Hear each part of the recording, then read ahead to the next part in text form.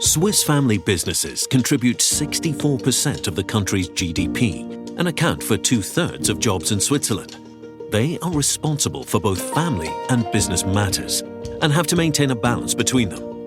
We at PwC give Swiss family businesses a voice.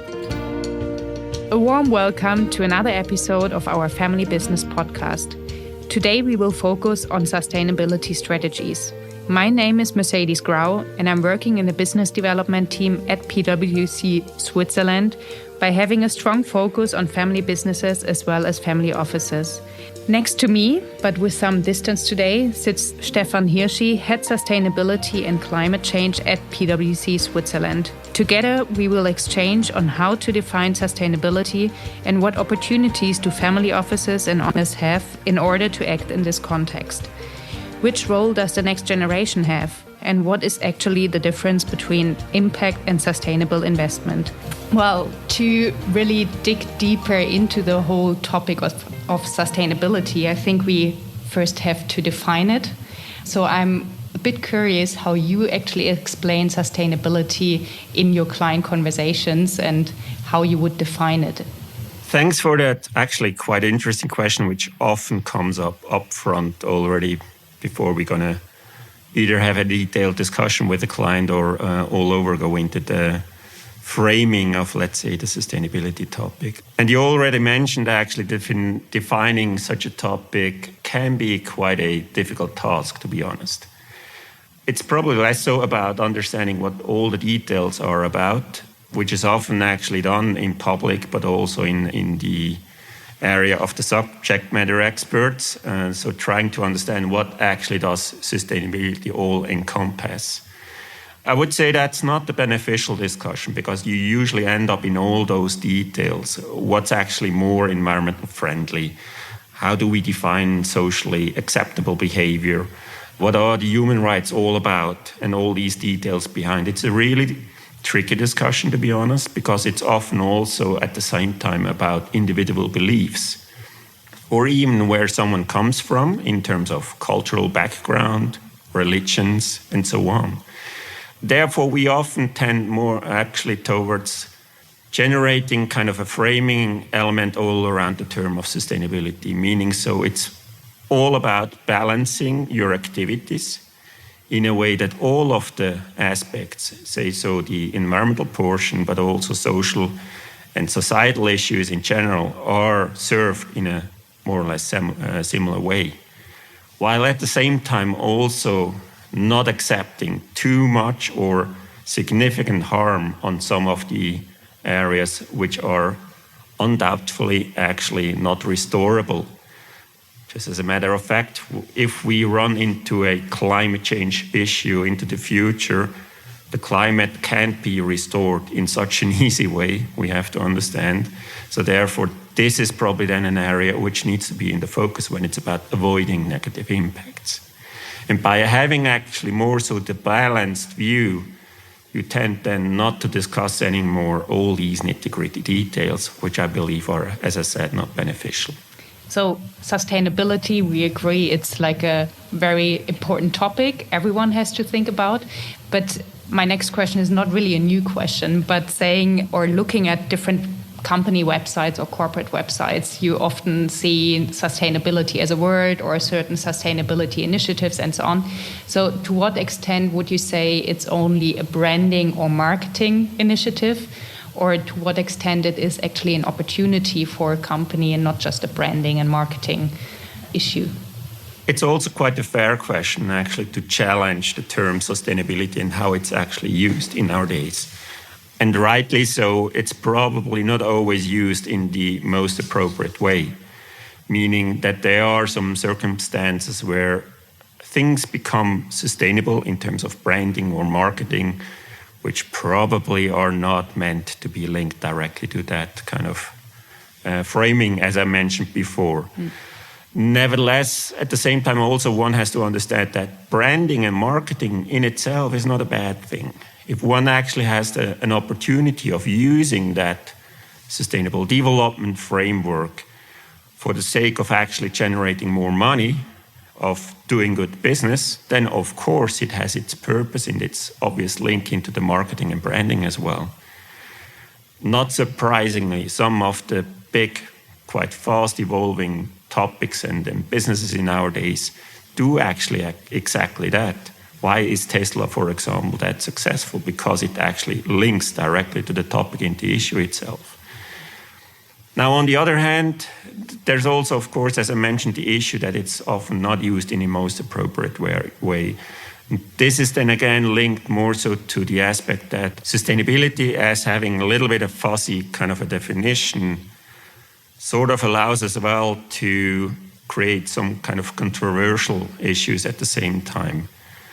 Meaning so in the way of having an inconsistent business, for example, which delivers into rather non-sustainable areas, while at the same time preaching that the other areas within your company are to be declared as being the most sustainable ones. So these kind of inconsistencies certainly from the outside view create the perception that there are these marketing fig leaf kind of tendencies of using something like that just for the sake of hiding other things which are to be declared as the bad businesses. So yeah, understanding that there are these issues, one has to work with it, one has to really understand what these controversial topics could be and actually mitigate them probably even in the best case. So in the end, it's also about being transparent on those issues, on the controversial topics, and actually exploring them for the sake of anyone else outside of a business, meaning the stakeholders, to understand better what sustainability means in the context of that company or the family office or investments as well. So actually it's about people or companies wish actually to be successful in what they are doing. And you just mentioned it, like it's also interesting for investors or sustainability as an investment. So also banks and private investors are thinking more and more into the direction of sustainable investments. So to what extent would you say sustainability, however you define it now, or from which angle you look at it, to what extent is it a valid business case for family offices? Thinking about challenges that are linked directly to making the business and the globe more so sustainable, you can easily see that there are many things that we might only be able to tackle by developing new technology, by becoming more innovative in what kind of business models we need to think about into the future. Creating and developing, researching for products and services that actually are far more beneficial from a sustainable point of view than what we have done in the past as an economy. So all of that allows you to think about the opportunities which come along. So I, as myself, as being in a family office, as being an investor, I actually see here far more opportunities than coming along if I only look at these kind of areas more often.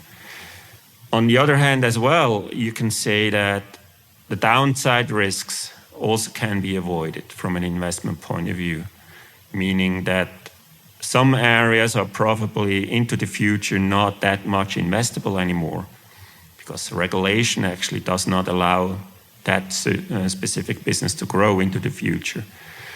As an example, like businesses highly dependent on fossil fuels probably will have to change into the future. Now, it's the question of, am I in a situation where I'm going to help them transform into the future? Or am I one who's going to flee away from investing into that business? Now, these are different questions to be answered, but it's a kind of thinking which needs to change so that you in the end can identify those pockets and hotspots where investing into it actually also at the same time generates the financial returns. And I think that's ultimately the goal of many, and still many, I would say, that keeping the assets and probably even growing them into the future is one of the most economic benefits that one can get. You could actually say there's no negative impact, let's say, impact in terms of having a sustainable investment from data that is available or anything like that? Statistics clearly show that probably as in the past, it's not a niche anymore. It has become like a mainstream area.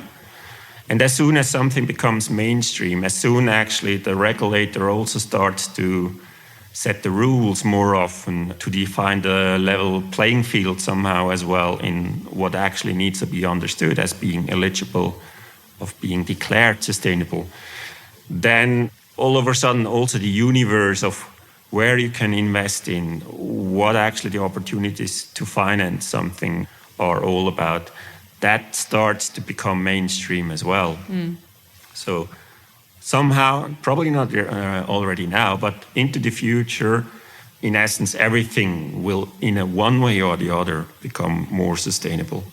And it's also reflecting a little bit on how the economy and the business overall is evolving. Some would actually say in the past things were better. I would argue the other way around. It's going to get better and therefore actually more sustainable as well. I realized I used the words impact and sustainable investment. Is there a difference between impact and sustainable investments? Just to clarify on that. There's clearly a difference, and there also often actually we hear in our days the term impact washing, which is probably the same or similar kind of way of using it in relation to also greenwashing or whitewashing. Mainly saying so that the intention is actually not fulfilled in a way. Now, impact investment in itself certainly has a different intention in the sense of generating that impact on the ground, and more so actually in relation to the global issues that we still have, giving access to certain things on the globe as well, in particular in emerging countries. So access to health, access actually to jobs, to money, to financing streams as well. So this is actually helping all those societies in emerging countries to not only catch up to where we are on an economic point of view, but also to become an eye-to-eye business partner at the same time, and often actually as well to build up markets in those countries as well at the same time. So this is more so about impact, while at the same time also getting the financial benefits along. So the returns, the financial returns are certainly also to be considered. Now, sustainable investment, on the other hand, is more so about managing the downside risks, probably avoiding certain areas to be invested into, or what we often have, actually excluding certain industry sectors, meaning alcohol, for example, or pornography as another area, which is often mentioned in that relation. Now, already that shows you excluding is often also linked to ethical beliefs. Not everyone is actually trying to avoid alcohol to 100%, which is totally okay. But it has an impact as well on how we behave on the investment side. Thank you for clarifying on that. Quite interesting, because I've never made up my mind what's actually the difference between those two phrases. Like a bit earlier in this podcast, we mentioned shortly the next generation, that family offices and family businesses think in generations, or you could even say in decades. From your perspective, what could be an opportunity or the role also for the next generation of a family office, family business to play a vital part in the whole sustainability topic? Next generations, or probably even those which are now on the edge of becoming responsible in the business world as well, they certainly have the benefit of having access to a lot of information, far more than how it was like 10, 20, 30 years ago. Now, they have the opportunity of using all that information and the data for the benefit of themselves as well. They have a far better understanding on how the future is going to evolve, at least from the base data point of view. They have much more flexibility in how they can work into the future, in how they can actually pick up innovation topics. They're less scared when it's about taking risks, I would say. So therefore, they're often also quite eager actually to go into new topics. They are not staying away from new technology as probably older generations were still. So I think that different kind of behavior and where they come from, the knowledge and the experiences they have gained is actually quite a nice platform for them to go into the future. Again, a little bit from a family office point of view and how that's going to evolve there into the next generation, I think they're certainly in the hot spot where it's about using that money that they have at hand for being invested into future business opportunities more so than actually in keeping it in the older industry sectors, for example. So they have the flexibility, they have the tools at hand, they have everything they basically need to move ahead into the future, which is my argument then, which is going to become more sustainable automatically as well. So we could actually say to a certain extent that family offices really have the chance to be a driver of the sustainability movement, or let's call it green movement, or however, there are different names out there. But would you agree on that? I certainly would agree, and I can also link that a little bit to other industry sectors. Thinking about the private sector overall, private equity, for example, they have actually the tools and the means somehow available for themselves, which allows them to stay away a little bit from a short-term view only. They can have actually a perspective which goes beyond 3 months, half a year, investing into something which is also still evolving, investing into something which is going to give the return only in 2-3 years from now. And this is the kind of similar pattern, I would say, when it's about the family offices. They don't have to look for short-term returns necessarily, because they have actually an investment horizon which allows them to grow over the time much bigger and probably then into the future even faster than how it's still happening somehow on the stock market. In a matter of times, we have to get to an end. But just for our listeners, how can you actually start planning ahead or developing your sustainability strategy as a family office or an entrepreneur? So how do you advise your clients on that? Reflecting a little bit on what we discussed before, I would say that it certainly makes sense right at the beginning to understand what one wants to go for. So to understand and analyze the situation, to understand as well not only what one has to focus on, so where to invest into, for example, but also what kind of controversies come along. Are there any areas where there are potentially inconsistencies in the way on how I behave? So as soon as I have all of that, I can actually manage these inconsistencies as well. Then as a second stage, I would recommend looking more towards focusing in the sense of not going for the full spectrum of sustainability, but to pick one of the topics of the challenges that is probably closest to the heart or closest to the business as well, and start to really dig deeper there instead of doing more like a shallow thing across everything. And ultimately, it's all about managing all of that in a proper way, which is based on understanding, on generating the data, evidencing as well what kind of impact comes along. Because ultimately, we only can give somehow the proof in terms of impact that one has generated by also understanding what kind of financial returns, data in terms of performance have been generated over time as well. Thank you for that. I mean, to conclude it, it's actually getting back to this point that you as a family have to decide what are our values, what's our purpose, and how do we want to proceed with that? Where do we want to stand in the future? So it's similar to other podcasts we had over the past months, getting back to the point of values as a family. So thank you very much for the interesting conversation, Stefan. And for our listeners, if there are any questions or if you're keen to have further discussions on that topic, I think Stefan and his team are very happy to have a conversation with you. Thank you very much. Thank you.